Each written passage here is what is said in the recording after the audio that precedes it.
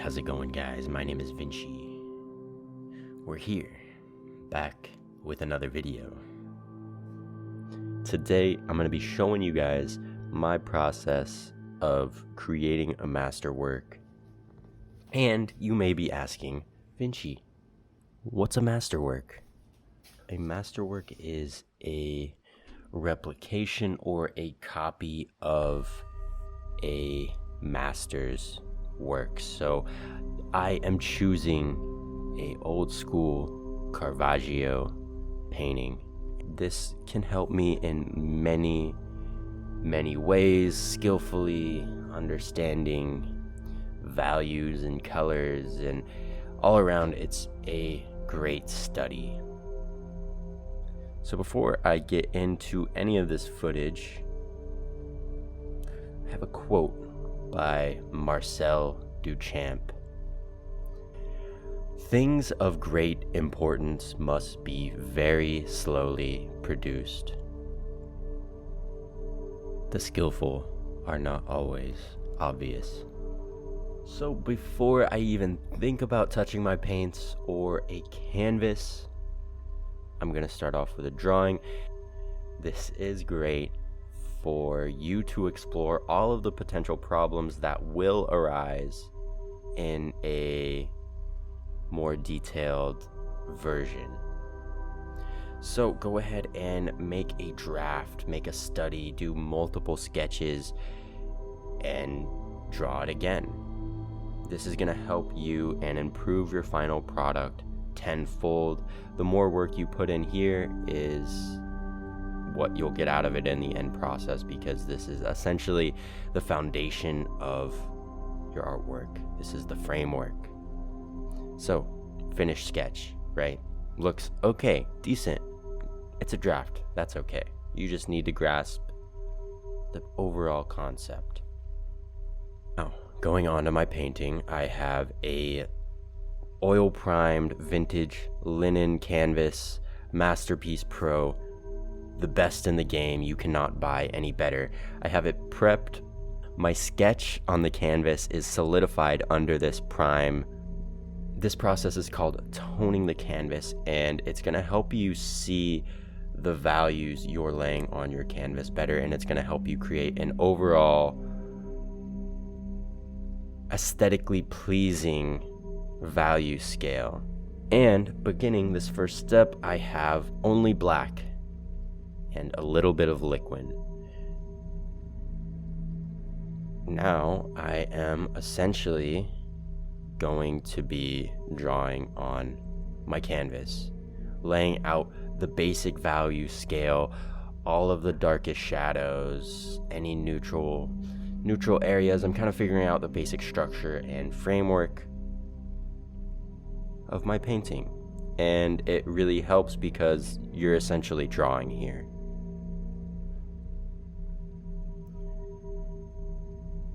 And it helps if you can go back over some of these rough edges with a rag, a cloth, a paper towel. It doesn't matter, and you can really smooth them out. Oil paint is amazing because it gives you the freedom and time to really work out details and blend things in and erase things or add things or move things around.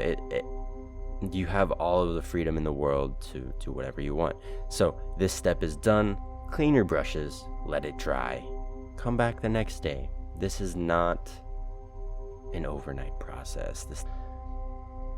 The next step, I am mixing a nice green, nice light green color.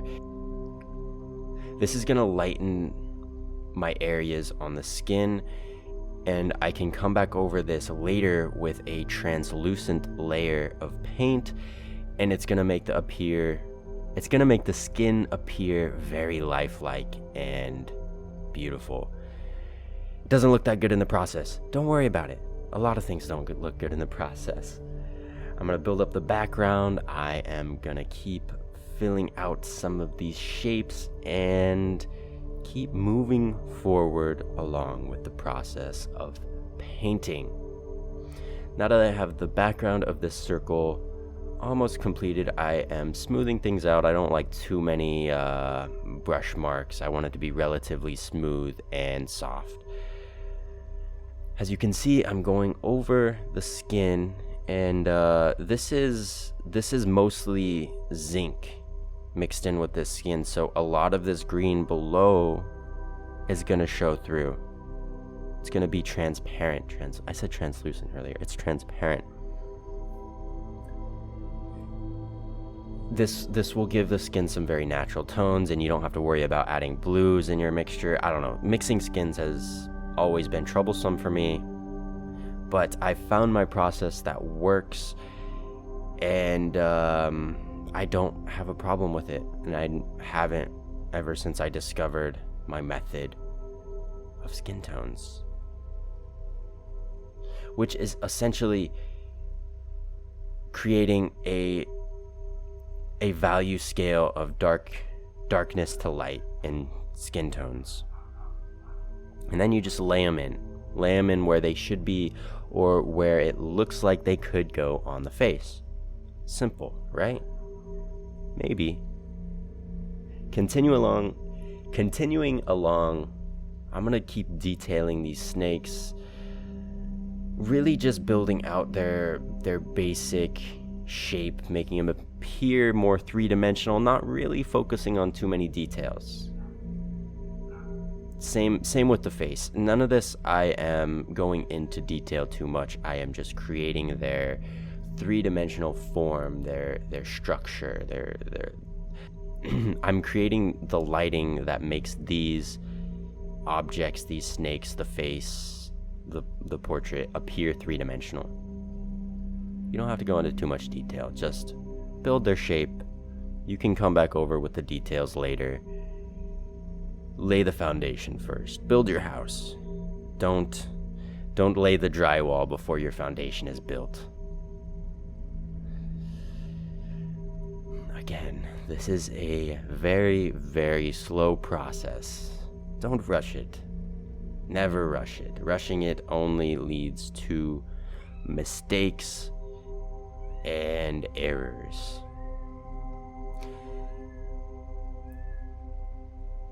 So I'm going back over my background.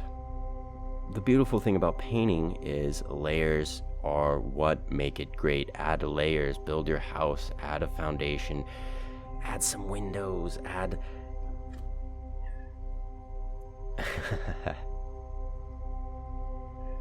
take the time to blend out all these details, make them look nice and aesthetic. Okay, back. It's another day.